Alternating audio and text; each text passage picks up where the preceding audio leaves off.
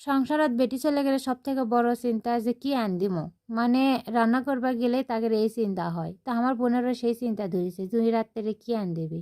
অক নাকি কোনো মাছ গোস্ত খাওয়া মন যাচ্ছে না, ওর নাকি মুখে রুচি নেই। তো কথা চক কোনটা কি পায় দেখি, তো প্রাকৃতিক ভাবে কিছু পাইলে সেটাই আজকে আন দেবো। তো এখন বাড়াচ্ছে একদম বিকেল হয়ে গেছে, মানে সন্ধ্যার আগে আগে। তুই গছালে এখনই যাই। তো এইদিকে আসা দেখি রাস্তার পাশে একটা বাগান বিলাসের ফুল গাছ। এই ফুল গাছত এতই ফুল ধরিছে, মানে অযত্নে বেড়ে ওঠা গাছ। কতখানি এরিয়ালে এই গাছ মনে কেউ চোখেই দেখিনি, এনা যত্ন করলে এনা গাছটা আরো বড় হলো হয়নি।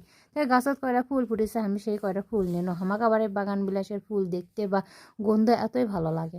আর এইদিকে একটা আমের গাছও তাই দেখি যে আম খালি ঝুলা আছে, আমাকে খালি ডাকিচ্ছে যে আমাকে আনা পায়রা লিয়ে যা। তা আমি আবার কয়টা আমও পায়রা আনো।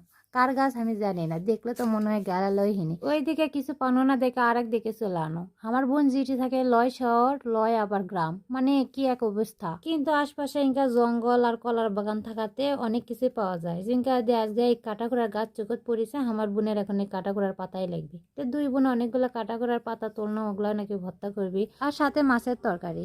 তার এইদিকে আম চুরি করলেন যে সে আম তো খাওয়া লাগবে। আমার বোন আবার কতগুলা কাসুন বানাতেছে, সেই কাসুন দিয়ে এখন আমরা সবাই আম খাওয়াছি।